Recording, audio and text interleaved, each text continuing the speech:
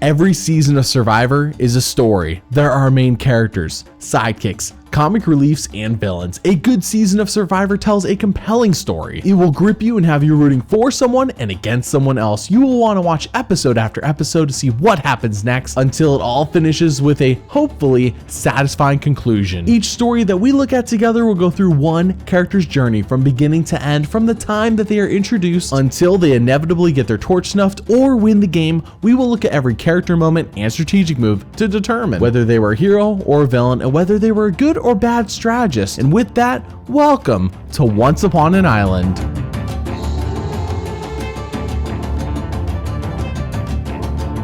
For reference, we are only going to be observing what the TV show is showing us and what story is being told through the show. No future seasons will be mentioned, as the story and characters here have no idea about what happens in those future seasons. All character moments and strategic moves are interpreted with the mindset of what the story is trying to tell us. And before we start, I want to thank you for watching what I make and ultimately supporting what I do here with liking, commenting, and sharing. For only a few bucks a month on Patreon, you can pick what videos I make, watch all this channel's content early, chat with other fans of the show, and even get exclusive videos every month. With that, let's jump into another epic story. 39 days, 18 people, 1 survivor.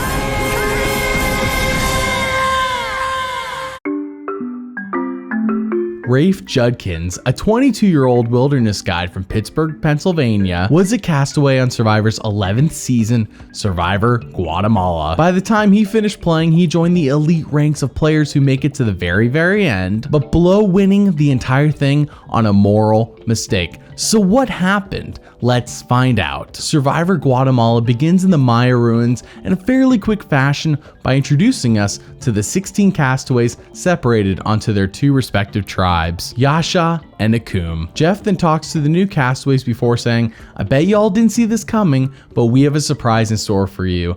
Bobby, John, and Stephanie from Survivor Palau are making a comeback." Each tribe will have one other tool to aid you in this game. Come on out.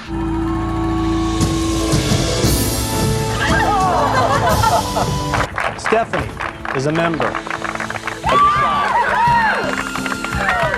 Now, Rafe is on the Yasha tribe and he is joined by Stephanie, whereas Bobby John goes to Nakum. Jeff Probst then says, "I have a real fun challenge to start the season with. You guys will love it. How about we do an 11-mile hike through the wilderness and whoever wins gets the better camp. Okay, have fun." This is an insane first task to give to brand new players on any season of the show. Along the way on this 24-hour expedition, multiple people get hurt, like Blake with a tree falling on him and Bobby John cramping up from overworking himself. The hike is a real slow go and Gary is the one taking charge on Yasha, which makes sense since he is 46 and pretty much everyone else in his tribe is in their 20s minus Amy. Rafe sees this as setting himself up for failure based on past seasons. On Survivor, the leader always gets freaking voted out first if someone steps up and takes leadership. And it was clear at the beginning that Gary was our leader. He's taller than everyone, he's gray-haired, he was our leader, no question. I'm guessing Rafe is definitely a super fan of the show based on that analysis, but he doesn't specifically say so. So after a grueling overnight 11-mile hike through the jungle, who wins the better camp? This is not your camp. I think it's fair to say, given that this was an 11-mile trek through the jungle, a very close finish. But in Survivor, close gets you nothing. This is where you will not be living. Sucks to be Yasha because they have to paddle back down the river to go to their non-luxurious camping spot, but their spirits are high as they band together to build their shelter. We were dead tired, but all we had left was, this Yasha spirit. Like, we can do this. And we don't care if we're coming in second, we're giving it everything we have. And because this episode has a pacing problem, we go right into the immunity challenge that happens the next day, where Yasha wins easily over an injury-ridden Nakum. Yasha! Where's immunity? And that is it for the premiere of Guatemala. And you may be asking yourself, who is Rafe? Great question. This episode spends so much time on the hike, the injuries to the Nakum men, and of course the Nakum Tribal Council that Rafe and Yasha pretty much get put on the back burner with the exception of Stephanie, and that's because she's returning from another season. Right now, we barely know anything, but hopefully that will change. Episode 2 arrives and we go right into a reward challenge where the castaways have to do some pretty athletic maneuvers to get flags for their team. Along the way, some succeed and some struggle, but no one struggles as much as Rafe, really holding his team back. Rafe can't hang on. That's going to hurt your shot. Rafe still cannot get back up the ladder. Come on, Rafe! Come on, Rafe! Come on! Rafe, got to pull yourself up. Rafe, finally up. There, Rafe! You got it, come on, man! 4 days and no water really taking its toll. Yasha loses the reward challenge, and back at camp, the food situation is already pretty dire for Rafe as he is willing to eat ants. Rafe and Gary decided to go get an ant nest because ants are apparently full of protein, which is so nasty. What do you think? Can't believe I mean the ants. Yasha then loses immunity, and finally we will see where people stand strategically in this tribe, as that kind of information has pretty much been non-existent for us so far. Thankfully for Rafe, he is not the target. The debate is between voting out Morgan and Lydia, since they are both seen as not great helps to challenges. Morgan or Lydia? It's gotta be Morgan, I think. You guys But decide Morgan, and tell me. but Morgan in an obstacle course is much quicker. True. But I love Lydia. At Tribal Council, Morgan is voted out in an 8-1 vote. Morgan, the tribe has spoken. It's time for you to go. Episode 3 is extremely quiet for Rafe, but that is par for the course so far, as Yasha loses both reward and immunity, and at Tribal Council, Brianna is voted out in a 7-1 vote. Brianna, the tribe has spoken. It's time for you to go. Episode 4 comes with a twist. The tribes are swapping, and with it, Rafe ends up on Nakum, which now contains 4 old Yasha members, Stephanie, Jamie, Lydia, and himself, and 4 old Nakum members on it too. Coom, Judd, and Margaret will be returning to your tribe, also in for a bit of a surprise. Head on back to camp, get to know each other. Nakum goes on to lose immunity, and Rafe really can't catch a break no matter which tribe he is on. Back at camp, the old Yasha knows they just need to flip one Nakum to their side to get the numbers, and Rafe thinks that they could get Judd. Tonight at Tribal Council, it's this 4 Nakum, 4 Yasha going head to head, and all we needed to do, our plan since we got here, was to try to flip one of them so we could get a leg up, and hopefully it will be Judd. And we need Judd, to feel confident with us too. Right, he does. He can't stand Margaret or the book, it seems like. I have what I hope, but I would not be surprised for 1 second if it was a 4-4 tie. Now, Judd already isn't a big fan of his old Nakum tribe, so when we see Stephanie and Jamie working him pretty hard, it's likely that he's gonna flip. And that's exactly what happens, is at Tribal Council, Brooke is voted out in a 5-3 vote. Judd flipped. Brooke, the tribe has spoken. It's time for you to go. Stop me if I sound like a broken record, but episode 5 is quiet for Rafe. Judd flipping really annoys Margaret, and after a while, Lydia decides to pump up the spirits of everyone by doing the pancake dance, which Rafe joins in on. And we can do the pancake. Do the pancake. Flip it. Go, Red. Do it now. Nakum goes on to pull a surprise out and wins immunity. So we move on to episode 6, where the distaste Margaret and Judd have for each other just keeps growing and growing, and distaste might be underselling it here. Rafe says it's really hard to be positive with such a negative presence always around. Everyone's trying to get along really hard, I keep trying to be positive, and it's harder to do that when someone is being really a negative energy around camp, which is what Margaret's being right now. After Brooke got voted off, she was just devastated and just took it so hard. The 6 of us get along really, really well, and Margaret is just kind of fading out. At the reward challenge, another twist is unveiled. Both tribes are going to Tribal Council no matter what. Now, Nakum does go on to win reward, but as a bonus, there's an individual immunity challenge as well. Collect your bag of puzzle pieces and unscramble the words. So what happens? Ancient ruin, ancient ruin. Ancient ruin. Got it. Stop! Rafe has it first. Ancient ruin.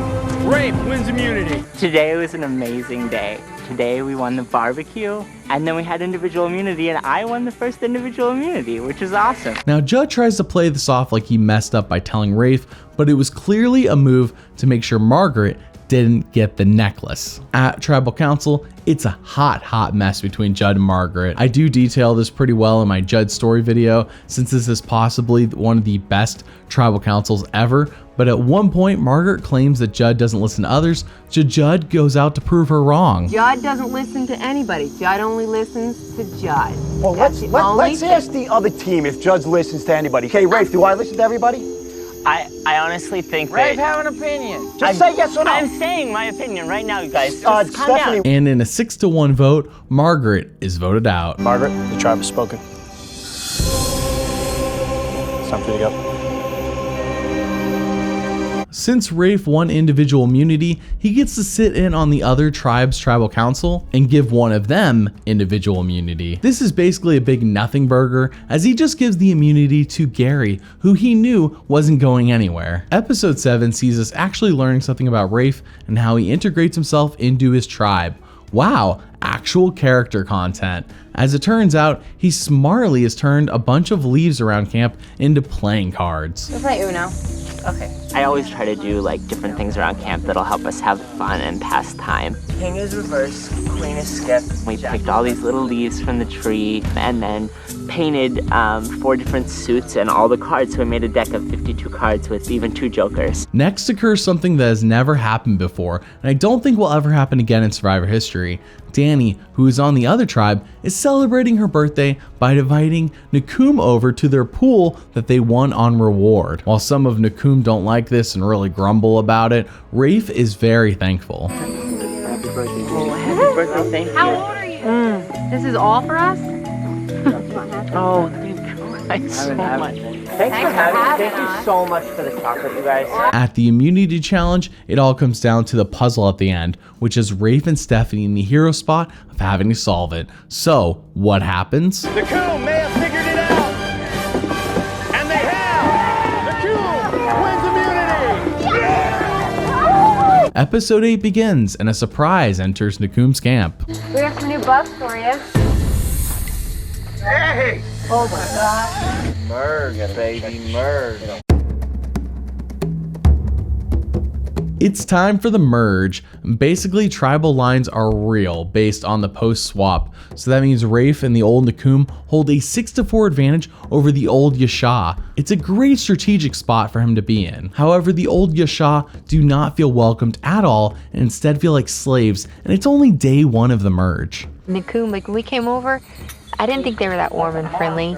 Brandon, Bobby John, and myself, and I think Gary does too, we feel like kind of like we're slaves because we know our heads on the chopping block and we try to do what we can do to stick around, but you feel like an outsider. Then a twist takes place. Somewhere in their camp area is a hidden immunity idol, and it basically serves as an immunity necklace you can play at any time up to the final 4. Play it before the votes are cast and you are safe. If you're feeling bored around camp or could use some peace of mind in this game, there's a small individual immunity idol hidden in the wood. This is in addition to any individual immunity you win at challenges. It is about 6 inches tall and is made of stone. What? This could be the saving grace for many players and causes everyone to go look for it. Rafe, of course, is on the prowl. Though he admits that searching for things is not really his strong suit, it doesn't stop him, though maybe it should have. Searching for the immunity idol, and I reach up and put my hand like in a hornet's nest.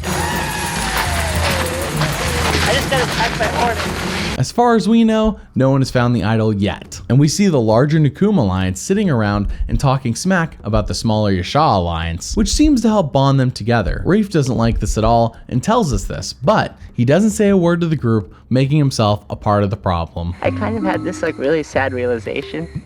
Am I a member of the axis of evil? Bashing people when they're not around to bring group unity is not a pretty way to play this game. At the immunity challenge, another new twist is introduced. You can either compete for immunity or sit out and instead feast. Rafe, along with Jamie, Stephanie, and Lydia, decide to eat, and Jamie takes the opportunity to rub it in Bobby John's face that without immunity, he's going next. Rafe tries to get him to stop. How you doing, Bobby John? Good? Are you consciously trying to rub it in? Guys, let's just enjoy this. Let's not talk. At Tribal Council, Jeff asks what the others thought about the comments Jamie made at the immunity challenge, and Rafe says it goes against what this game is about for himself. For me, it was hard to hear the comments Jamie was making just because I didn't want it to become something like us versus them or like 6 versus 4 or anything like that, which I guess was a little bit naive in the game of Survivor. This is a game about numbers, but this is also a game about respecting each other, and like I get really frustrated when we don't do that. Brandon is then voted out in a 6-4 vote, increasing the Nakum Alliance lead. Brandon, tribe has spoken. Time for you to go. The next episode sees Judd winning reward, and as part of that reward, he gets a clue to the hidden immunity idol. Since he is buddy-buddy with Stephanie ever since she caused him to flip a Margaret, he shares it with her, where they both realize the idol's in a tree somewhere. So Judd, being the nice guy he is, tells everyone, Tree mail I got in my pocket, man. That thing is definitely by far on the ground.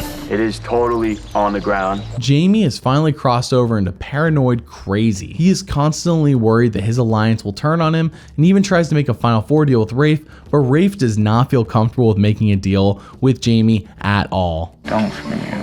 No, I think we're fine. Jamie is paranoid all the time. He's always saying, "You're not gonna vote against me, are you?" And Rafe's really not alone. The rest of the alliance is growing tired of Jamie as well, and straight up think he might be going nuts. They even consider voting him out, but then he wins individual immunity, so that isn't happening quite yet. Instead, the target shifts to Gary, with Bobby John planning on going next. But we've got a great plan in place. We're gonna get rid of Gary first. Are you in with that? It's time to vote, but then a surprise emerges that changes everything, as when Jeff asks if anyone wants to play an idol. If anybody has found the immunity idol and wants to use it tonight, now's the time to bring it up. Oh my God, Gary. Oh man, good job, Gary. I knew it. Gary found it off screen and completely saves his butt with this idol play, which results in Bobby John being voted out instead in a 6-2 to 1 vote. Bob John, tribe has spoken. Thank you very much. I enjoyed it.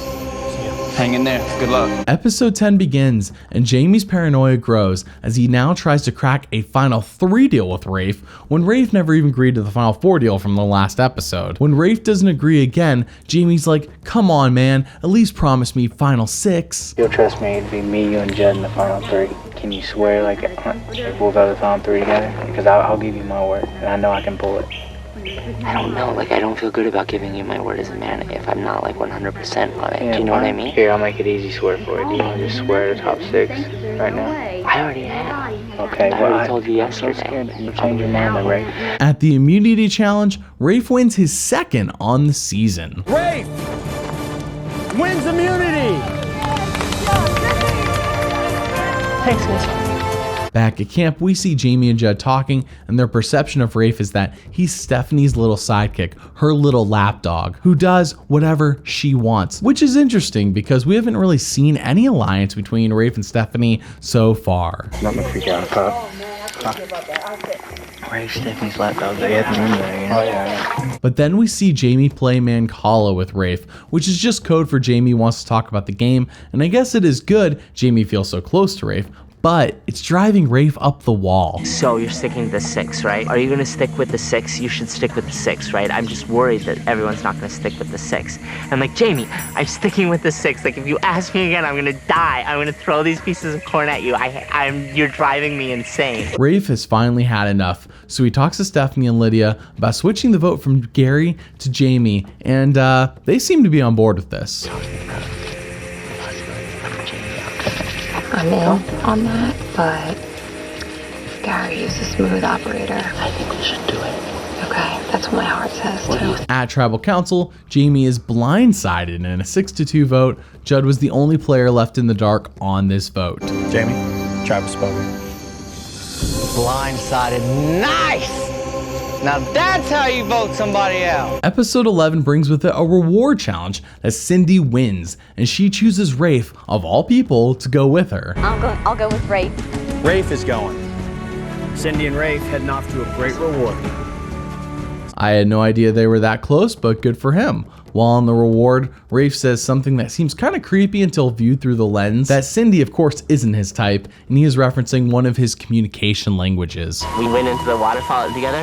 You know, I was holding her and helping her move, and I am a really touchy person, and Cindy's not, so it's nice to kind of be able to like feel that touchy-feely kind of connection with Cindy. Upon returning from the reward, the others ask all about it. They need the details. However, Lydia does not want the details and hates that they are even talking about it. Cindy and Rafe came back to camp and they shared the experience with everybody. I had to listen to them, you know, about how good the food was and the shish kebab and the mojitos and what have you.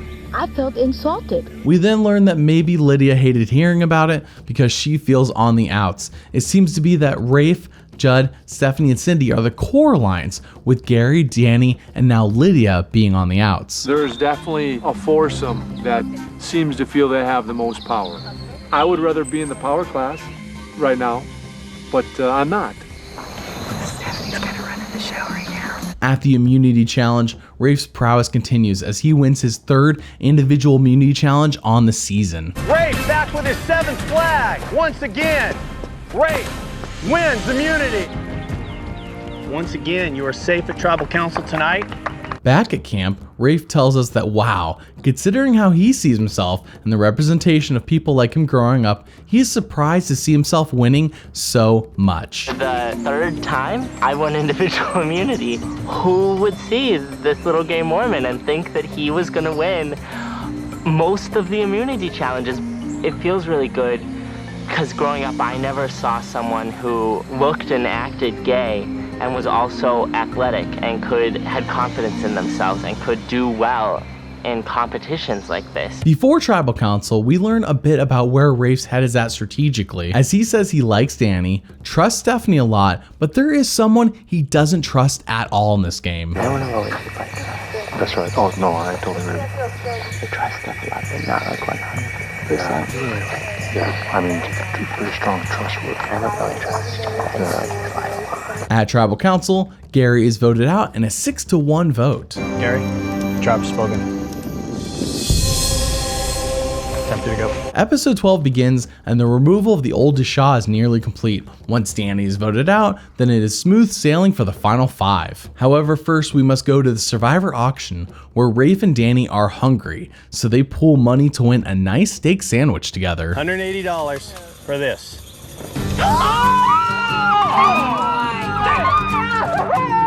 Got a Philly steak sandwich, fries, ketchup. Then a twist happens at the auction. Loved ones can be bid on to spend the night back at camp. While Rafe does not win this, he sure is excited to see his mom all the same. Rafe, a little odd to see your mom out here? This is so random.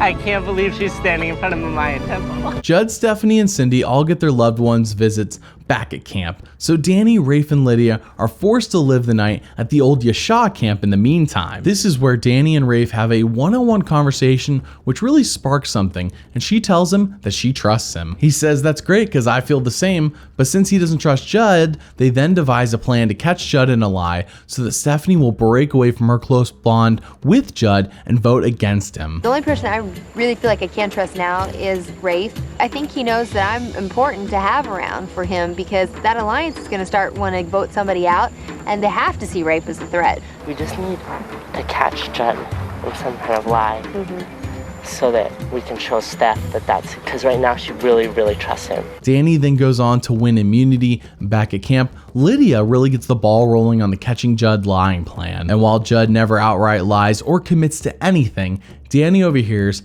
takes what he says, twists it, and tells Stephanie. He was mad about the Jamie situation. Still, he felt betrayed. And he said, well, you know, we're all squirrel trying to get a nut here. You know, we're all trying to win $1 million. And he goes, and the key is, you know, to eliminate the strongest people. Stephanie's in disbelief, but she tells Rafe what Judd said and proposes voting him out, exactly what Rafe wanted to begin with. He was telling Lydia how he's pissed about the Jamie thing and all this, and how he was caught off guard and everything. So we get rid of Judd first. At Tribal Council, Judd is voted out in a 4-2 vote, with only Cindy being left in the dark on it. Judd, the tribe has spoken. Scumbags. It is now episode 13, and all of the men have been voted out except Rafe. He stands alone with the remaining women. I'm the last man standing. I'm sitting around camp with 4 girls, and I'm really happy.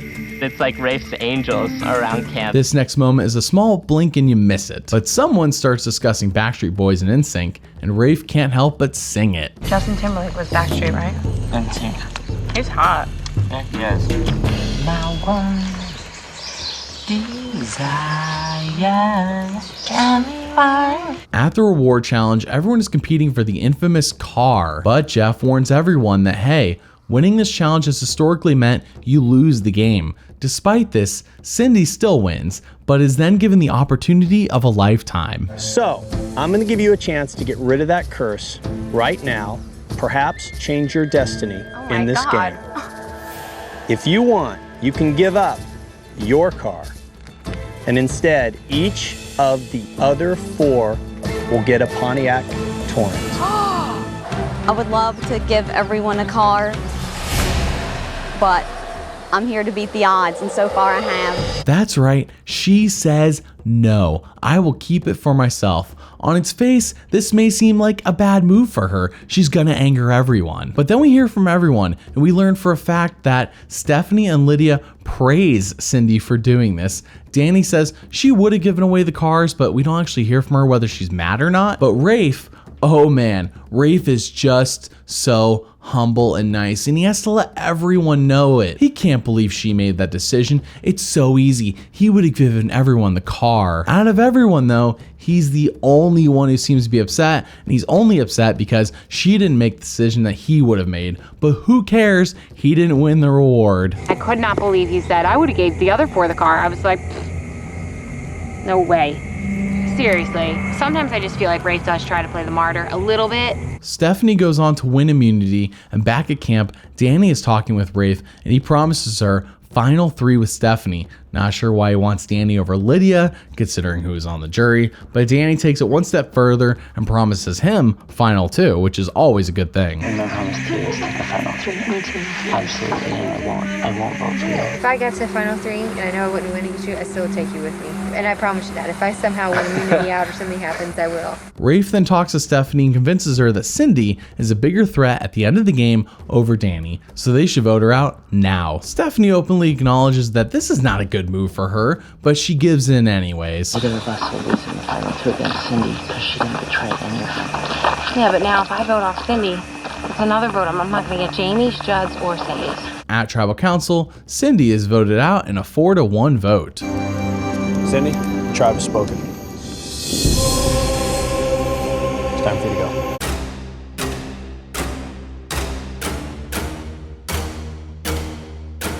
It is finale time. Stephanie versus Rafe versus Lydia versus Danny. Only one will prevail and win the title of sole survivor. Like when the merge hit and no meal was given to the castaways, the same happens here. I'm not sure why Survivor's being so stingy with the celebratory meals this season, but anyways, what happens here instead are some local Mayans come and sacrifice a chicken that they cannot eat, which Stephanie's mind is just blown by. They pulled off the chicken's head and threw it in the fire.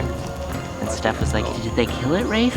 And I'm like, Steph, they just ripped the chicken's head off and threw it in the fire. It is a dead chicken.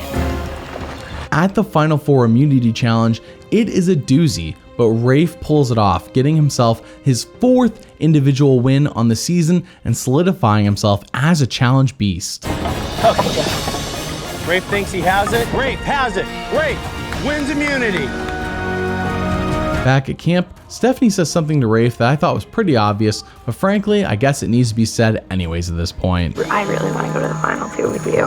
I do too, and I'm gonna fight my ass off for me. Oh, so am I. I'm not freaking everything giving in. The castaways are starving, the Mayans have left, and the sacrificed chicken is still sitting there tempting them. Everyone agrees, let's eat the chicken, except Rafe, who feels wrong for doing so considering the ritual he watched them do with the chicken. It was kind of a powerful experience today to watch the ritual, and I felt like I learned so much about sacrifice. So I felt like for me to eat the chicken would just be totally pointless. Like I would lose everything that I learned from the ritual because the ritual was about not eating the chicken. Immediately after everyone except Rafe eats the chicken, it rains harder than it has ever rained in Guatemala before. The castaways suspect that maybe eating the chicken has something to do with this. Maybe we did something wrong. Anyways, at Tribal Council, a curious move is made, but instead of voting out Danny and basically guaranteeing that Rafe or Stephanie would win the final immunity challenge, they vote out Lydia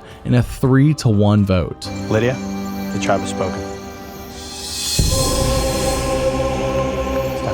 The next day at the final 3 immunity challenge, that vote really bites them in the butt, as the taller you are, the easier it is to survive, aka Lydia, who is short, would have been doomed. So who is the first person to drop from the challenge? Great. Your hand touched the pole. You're out. Have a seat. Rafe loses, and technically both women have promised in final 2, so not all is lost at this point. That is until the winner of the immunity challenge is revealed, and Rafe does the unthinkable. I can't move. Steph is out. Danny has won final immunity. I wanna release you from any promise you made to me about who you take to the final 2, and take whoever you want tonight. I'm really serious about that, and I really mean it. But why? It seems like Rafe still wants Danny to pick him, and he even says so leading up into Tribal Council, but without her feeling obligated to. Like Rafe wants his cake and he wants to eat it too. It doesn't all make too much sense, especially when Danny says she was going to take Rafe, but he done screwed up. Originally, I was set on taking Rafe because I gave you my word, but then Rafe told me, he goes, I will release you from any promises or bonds. Do whatever you need to do. So that puts even more pressure on me. At Tribal Council, Rafe is of course voted out. Rafe, the tribe has spoken. Time for you to go. Good luck, guys. So let's break this down. How is Rafe Judkins as a character? Rafe was a nice guy who wanted the perception of being nice even when he was playing one of the most cutthroat strategic games. To be fair, he was kind, and that really was his biggest character trait. He never tried getting into drama. In fact, he would try and smooth things over so drama would stop. Rafe was a bit boring because of this. He played games, made friends, and had a unique look that no other castaway could copy, but that doesn't make for an entertaining character, and frankly, Rafe was a bit dull as a result. Out of 17 character moments shown on the show, 13 were heroic, and 4 were villainous, making Rafe Judkins a hero character on Survivor Guatemala. Now, how is Rafe Judkins as a strategist? He may not have been that entertaining as a character, but that helped him a lot strategically as people found themselves liking Rafe, trusting him. We never even heard anyone have a bad word to say about him. He was a genuinely pleasing person to be around who knew when it was the right time to make the call to flip on someone, whether it be Jamie, Judd, or Cindy. His biggest strategic blunder came in keeping Danny over Lydia, because at Final Tribal, Lydia would have been easier to beat regardless of the final immunity challenge. His allying with Steph so that the others saw him as her right-hand man instead of the other way around seemed to make those people mad at her and not at him, as proven by the Final Tribal Council and the way they talked to her. Had he not blown it and actually gotten to Final Tribal, Rafe has a legitimate chance to win the whole thing. Out of 34 strategic moments shown on the show, 28 were smart and 6 were dumb, making Rafe Judkins a smart strategist on Survivor Guatemala. Thanks for watching, and if you like the content you see here, then please consider supporting me and this channel on Patreon. Your financial support makes this channel possible, so thank you, and thank you for watching.